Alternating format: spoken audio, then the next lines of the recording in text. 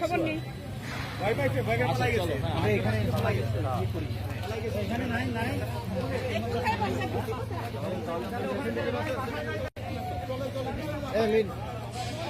Meeting তো ওইখানে না আসো চলে গাড়ি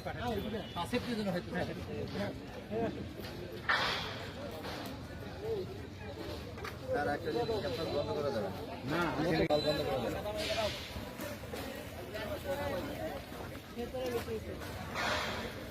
আর যেন একটা হামলা না হয়, আর যেন একটা বহিরাগত ভিতরে না ঢুকে। এরপরে যদি কোনো ছাত্র কিছু হয়, দেখবেন আপনি তার সামনে কতজন শিক্ষক গিয়ে দাঁড়ায়। কালকে রাত্রে আপনি নিশ্চয় টের পেয়েছেন কতজন শিক্ষক অনাকাঙ্ক্ষিত ভাবে মানে না জেনেই প্রস্তুতি ছাড়াই গিয়ে তাদের জীবন রক্ষা করার চেষ্টা করেছে। আমরা সেটা চালিয়ে যাব। অসংখ্য ছাত্রছাত্রী, অনেক শিক্ষক এবং আমি 2 জন কর্মচারীর কথা শুনেছি যারা আহত হয়েছে পুলিশের মাধ্যমে এবং অন্যান্য ভাবে। আমরা সকলের চিকিৎসার সুব্যবস্থা করতে আপনাকে দাবি জানাচ্ছি। সকল, আমি রিপিট করছি, ছাত্রছাত্রী, কর্মকর্তা, কর্মচারী, শিক্ষক, কালকের ঘটনায় যারা আহত হয়েছে এই চিকিৎসার সম্পূর্ণ দায়ভার বিশ্ববিদ্যালয়কে নিতে হবে। যে এখন যতটুকু আমরা জানতে পেরেছি, খন্দকার লুৎফুল এলাহি স্যার, ওনার ডান চোখ ডাক্তাররা বলেছেন উনি দৃষ্টিহারা হতে পারেন। ওনার সম্পূর্ণ চিকিৎসা, সুচিকিৎসা বাইরে নিয়ে গিয়ে করার ব্যবস্থা আপনাকে করতে হবে।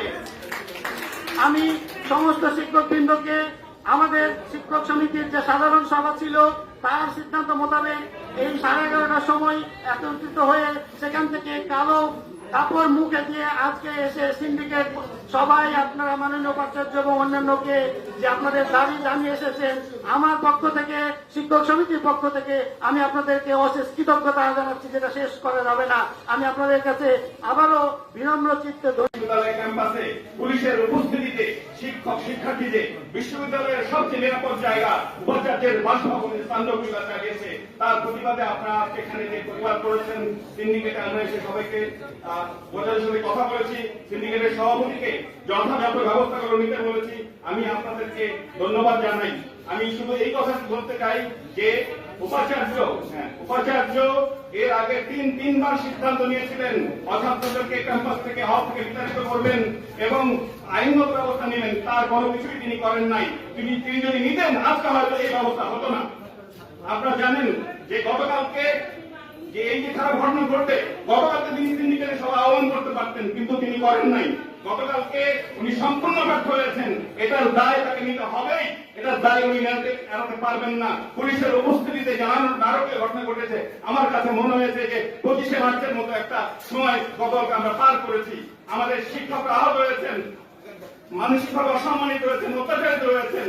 আমাদের একজন সহকর্মী গুরুতর আহত। আমি খুবই বিচলিত। আপনারা সবাই দোয়া